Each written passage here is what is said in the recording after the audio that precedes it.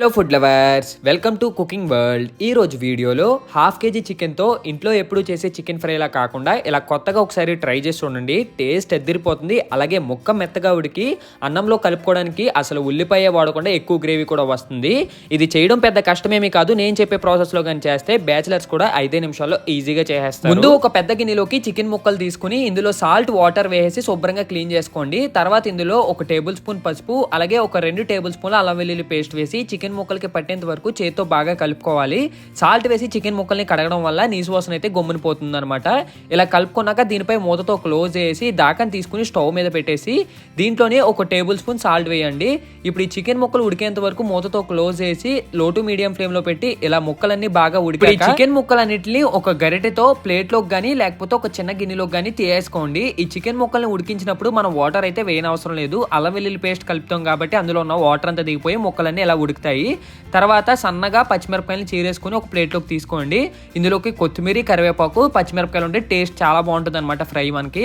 తర్వాత స్టవ్ మీద ఒక ప్యాన్ పెట్టుకుని అందులోకి ఒక 3 టేబుల్ స్పూన్ల ఆయిల్ వేసుకోండి. ఆయిల్ వేడెక్కాక ఇలా చూపిస్తున్న విధంగా ఉడికించిన చికెన్ ముక్కల్ని కొద్దిగా వేసుకోండి. ఒకేసారి వేయకండి. ఒకసారి వేస్తే ముక్కలన్నీ ఒకే చోట పడి మనకి వేపుకున్నప్పుడు సరిగ్గా అయితే వేగవన్నమాట. ఇలా మొత్తం అన్ని కొంచెం వేసుకున్న తర్వాత ఇప్పుడు గరిటెతో ఒకసారి వీటన్నిటిని కాసేపు అయితే వేపుకోవాలి.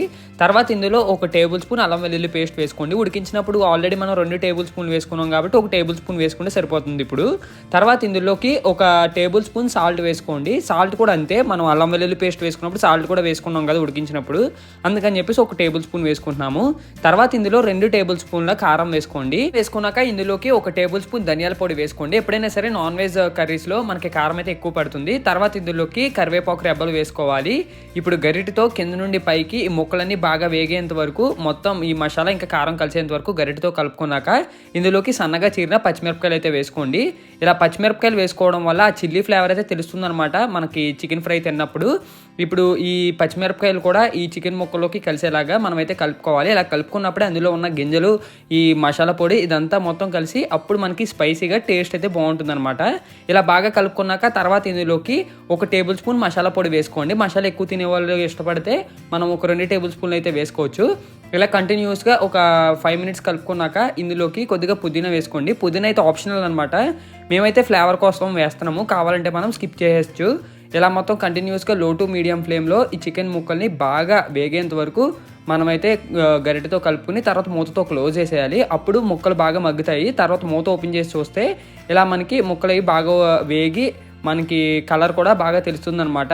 ఎప్పుడైనా సరే మనం ఇలా ఉడికించి ఫ్రై చేసి పెట్టుకుంటే చికెన్ ఫ్రై చాలా టేస్టీగా ఉంటుంది. అలాగే ముక్క కూడా నీసు వాసన ఉండదు, మనకి పర్ఫెక్ట్గా అయితే కుక్ అవుతుంది అనమాట.